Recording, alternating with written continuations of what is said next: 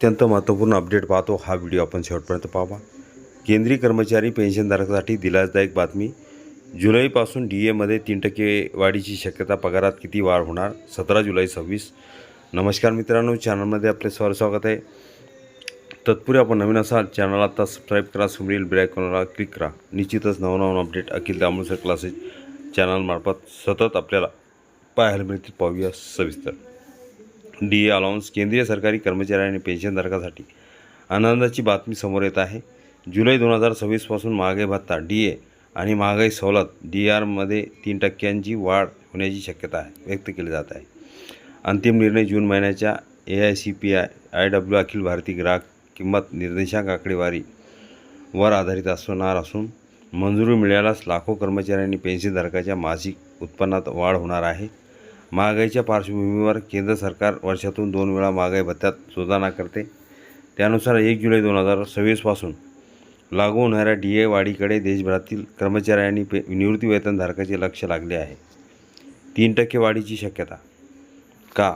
आतापर्यंत उपलब्ध महागाईच्या आकडेवारीचा विचार करता यावेळी DAमध्ये 3% वाढ होण्याची शक्यता अधिक असल्याचे तज्ज्ञांचे मत आहे। बाजार विश्लेषकांच्या मते सध्याच्या महागाईचा कल आणि AICPI-IW निर्देशांक लक्षात घेता 3% वाढीचा अंदाज मजबूत मानला जात आहे।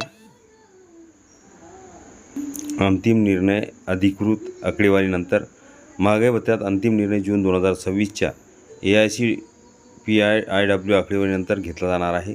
केंद्र सरकार अधिकृत आकडेवारीचा आढावा घेतल्यानंतर प्रस्ताव केंद्रीय मंत्रिमंडळासमोर ठेवेल। मंत्रिमंडळाची मंजुरी मिळाल्यानंतर वाढीची अधिकृत घोषणा केली जाईल। पगारात किती वाढ होणार? महागाई भत्ता हा कर्मचाऱ्यांच्या मूळ वेतनावर बेसिक पे आधारित दिला जातो। त्यामुळे प्रत्येक कर्मचाऱ्यांच्या मूळ वेतनानुसार वाढीची रक्कम वेगवेगळी असेल। DAमध्ये 3% वाढ झाल्यास मासिक पगारासह निवृत्ती वेतनातही वाढ होणार असून लाखो कर्मचारी आणि पेन्शनधारकांना त्याचा थेट आर्थिक लाभ मिळेल। थकबाकीचाही लाभ मिळणार।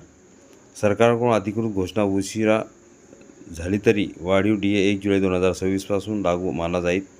त्यामुळे जुलैपासून घोषणा होईपर्यंतचा फरक संबंधित कर्मचारी आणि पेन्शनधारकांना थकबाकी एरियस स्वरूपात मिळण्याची शक्यता आहे। सध्या 3% DA वाढीची चर्चा ही उपलब्ध आकडेवारी आणि तज्ज्ञांच्या अंदाजावर आधारित आहे।